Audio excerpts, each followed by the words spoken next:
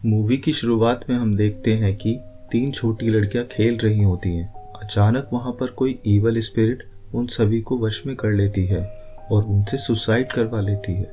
Scene shift होता है और हम देखते हैं कि आर्थर कीव्स नाम का एक लॉयर अपने 4 साल के बेटे जोसेफ और उसकी मेड स्टेला के साथ रहता है। आर्थर की वाइफ की डेथ उसके बच्चे की डिलीवरी के वक्त हो गई थी। आर्थर को वो हादसा उसके सपने में दिखाई देता है और इस बात को लेकर काफी परेशान भी रहने लगता है। उसकी फाइनेंशियल कंडीशन बिगड़ती जा रही थी और उसे पैसों की बहुत जरूरत थी। फिर उसे एलिस ट्रैवलो की प्रॉपर्टी सेल करने का काम मिल जाता है, जो इंग्लैंड के नॉर्थ ईस्ट में एलमार्श हाउस की मालकिन थी और वो अपने पति, बेटे नेथानियल और बहन जेनेट एम्फ्रे के साथ रहती थी। आर्थर उस जगह पर जाता है और इसी बीच उसे एक आदमी मिलता है जिसका नाम सैम होता है। वो उसे गांव तक लिफ्ट देता है और उन दोनों की दोस्ती हो जाती है और सैम आर्थर को खाने पर इनवाइट करता है। आर्थर पास के एक गांव में होटल में कमरा लेता है और अगले दिन एलमार्श हाउस पहुंचने के लिए निकल पड़ता है, जो गांव से दूर एक आइलैंड पर होता है। गांव वालों का कहना है कि ये जगह शापित है और यहाँ पर बुरी आत्माएं रहती हैं, मगर आर्थर को जल्दी से जल्द उस घर को सेल करना है और उसे अपना काम खत्म करके वापस घर जाना है।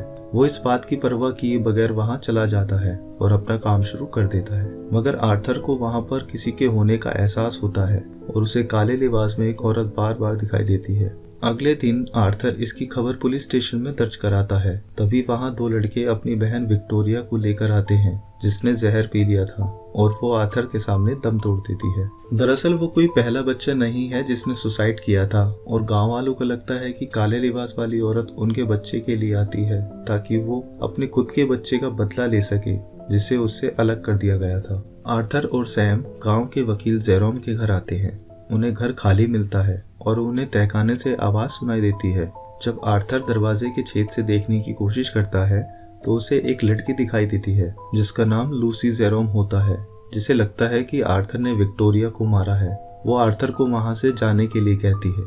फिर वो वापस उसी घर में जाता है और उसे पता चलता है कि नेथानियल की मौत एक हादसे में हुई थी और जेनेट, उसकी मां, ने खुद को फांसी लगा ली थी। आर्थर को एक नोट मिलता है। उसमें लिखा होता है कि जेनेट मानसिक रूप से ठीक नहीं थी और उसे नेथानियल की देखभाल करने के ऑर्डर नहीं थे, जो असल में उसका बेटा था, और ये बात एलिस ने छिपा कर रखी थी, जिसने नेथानियल को अपने बेटे की तरह पाला था। गांव वाले आर्थर को गांव छोड़ने के लिए कहते हैं, मगर वो मना कर देता है ताकि वो अपना काम बचा सके।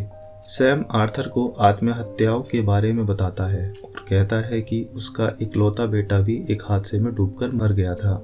एलिजाबेथ, जो सैम की पत्नी होती है, उसे बताती है कि उसका बेटा उससे सपनों में बात करता है और वो एक लटकती हुई औरत का स्केच बनाती है, जिसे आर्थर पहचान लेता है कि वो औरत कोई नहीं, जेनेट है। बाद में आर्थर वापस घर की ओर आ जाता है और सैम उसे अपना पेट ले जाने देता है।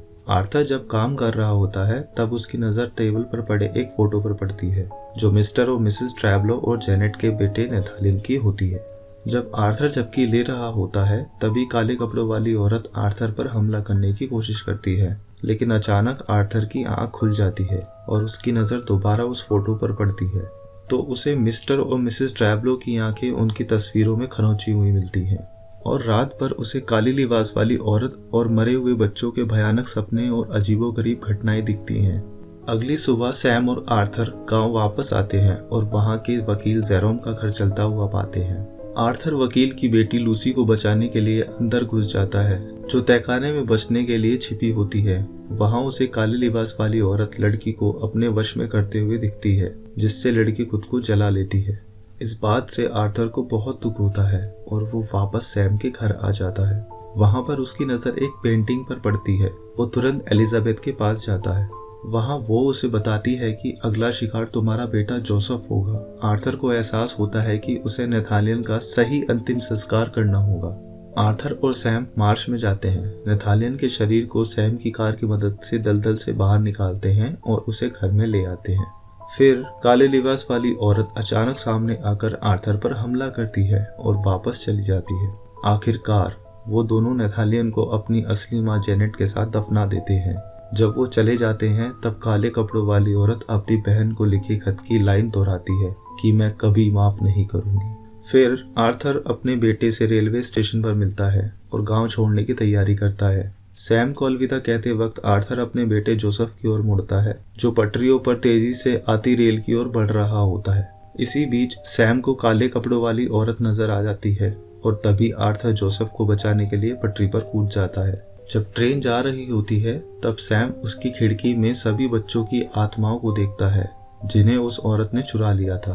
पटरियों पर जोसेफ के साथ खड़ा आर्थर अब खाली हो चुके प्लेटफॉर्म को देखता है। जोसेफ उससे पूछता है कि वो औरत कौन है।